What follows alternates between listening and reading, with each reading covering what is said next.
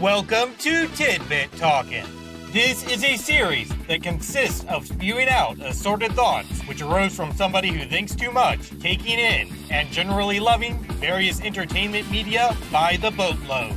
These tidbits may be little theories, observations, or simply jokes. Please bear in mind that all these ideas come from the perspective of somebody who's experienced every main story bit connected with whatever is currently being gone over. So spoilers will be here. However, other works set in a shared continuity will typically solely be referenced in a way that only makes sense to anybody who's also fully experienced those ones up until their same time occurring points. Sort of a coded nod kind of deal. Now, with all of that out of the way, here we go.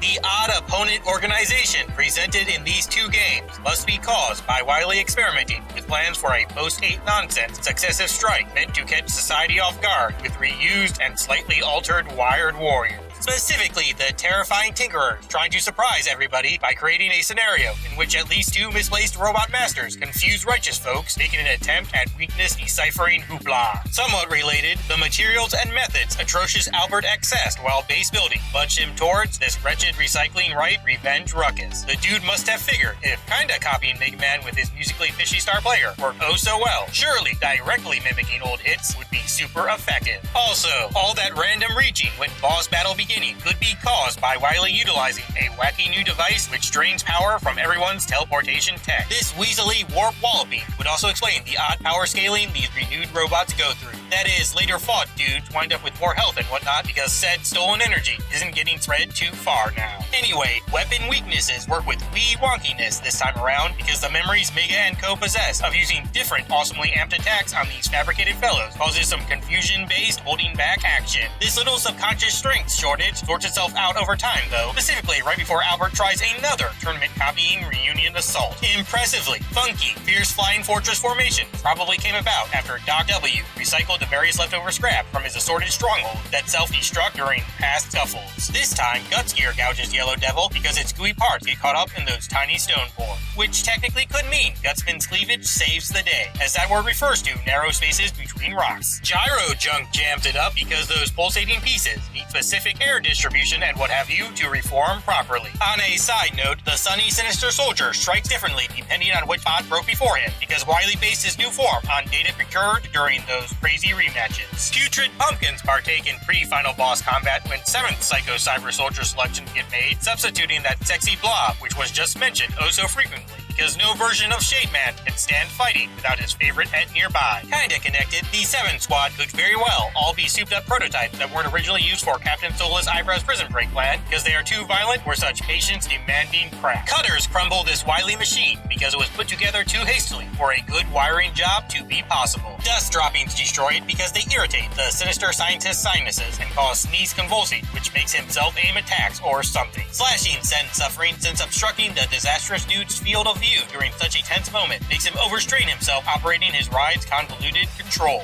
Apparently, it's all like Steel Battalion up in that little thing. Mega Man's mission mending mentions study of X's full free will having in its earliest stage because this extremely condensed battle situation has really made Light focus extra hard on thinking about how all robots deserve more choices in life. Proto's power problem pondering probably persists in his very vague first fighting game ending too. Specifically, the mysterious behavior he exhibits besides helping out everybody else while looking extremely cool is merely studying every new bot that shows up for a main system fix that doesn't strip him of that precious independence thing. Also, this situation is likely another thing that really pushes Dr. Light towards creating X. Base probably got kinda pissed at the thought of Wily trying to replace him after glancing at plans for what would become King. Dude's talking about Zero here though, which is extra on his mind now because he's foreseeing good old wing ears here, killing that mid-step regal machine that was just mentioned.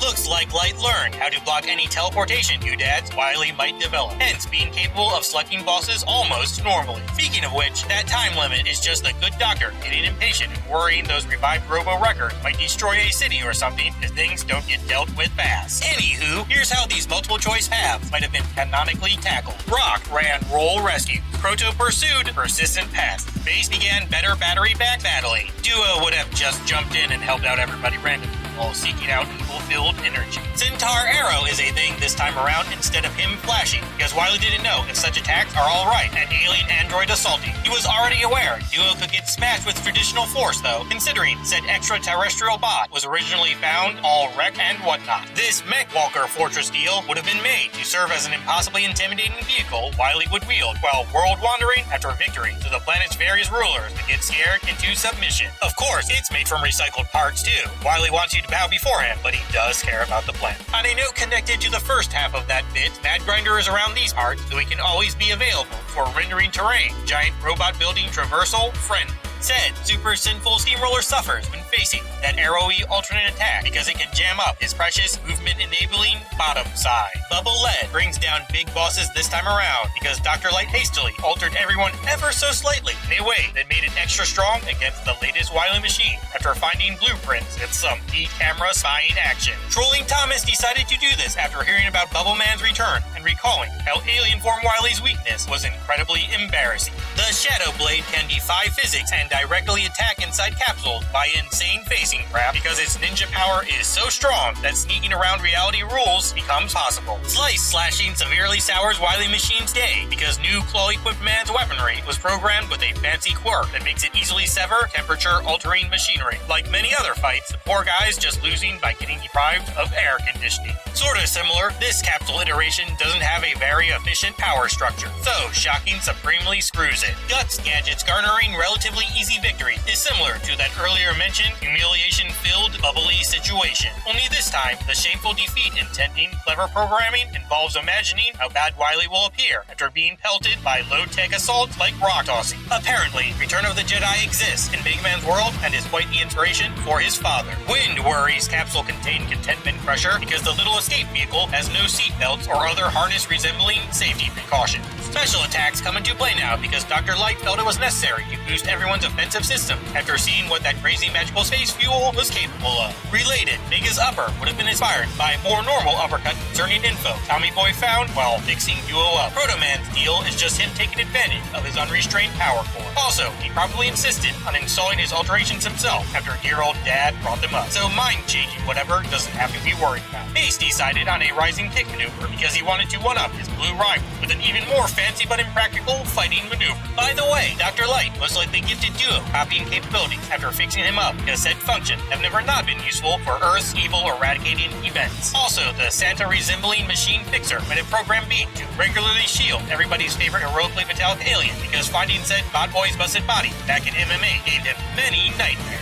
Wily's mockery of Mega Man over the latter's apparently hypocritical super fighting pack conflict resolution methods could have easily been inspired by him finding out about X's development from some recent Dr. Light spying trips. Learning about how his goody two-shoes rival was so concerned with giving robots lots of thought power probably pushed him towards deciphering ways viruses or something could undo all that. Appropriately angered Albert assaults base with information about Zero, but not King, because he still wants the latter's existence to surprise everybody in an extremely caught off guard sort of way. That alien energy Duo's talking about might only reach its evil form after spending too long around sufficiently selfish folk like certain UFO-adoring roboticists.